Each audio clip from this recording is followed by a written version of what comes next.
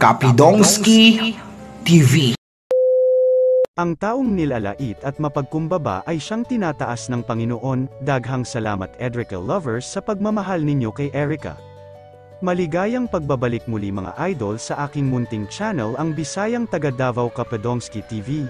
Shout out po sa lahat ng nagmamahal kay Erica at sa mga taong patuloy na nagmamahal at tumulong kay Erica at sa pamilya nito. Shout out sa Edrica Lovers FB group, sa lahat ng members at sa lahat ng admin. Daghang salamat sa palaging pag-update ninyo kay BB Girl Erica.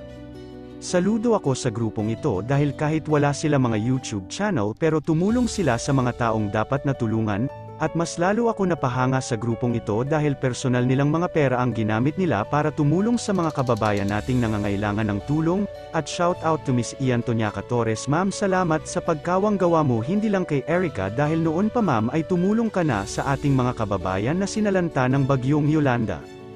At ito ngayon kasama ng mga admin ng Edrica Lovers ay pinagawaan ninyo ng bahay ang pamilya ni Erica. Kunting tiis na lang ay malapit nang matapos ang pabahay kay Erica. At ito may update tayo mga idol, mapasinaol na lang tayo dahil malaki rin at maganda ang ginawang pabahay ng Edrica Lovers para kay Erica at sa pamilya niya. Sabay-sabay nating panuurin mga idol ang bidyong ito. Credit sa Edrica Lovers FB group. Salamat sa pagpahintulot na gamitin ko ang video ninyo. Palagi niyong tandaan, matatamasa mo lang ang tagumpay kung hindi ka susuko.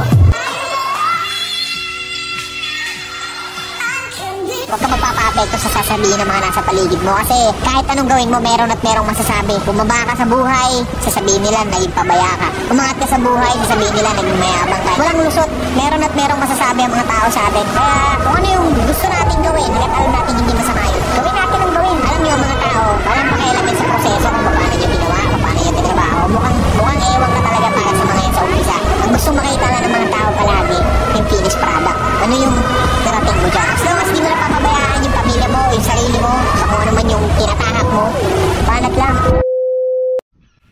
When she looks at me,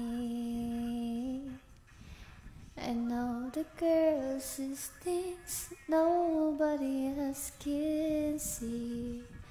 All of the secret fears inside and all the craziness I hide. She looks into my soul and reads me like nobody can.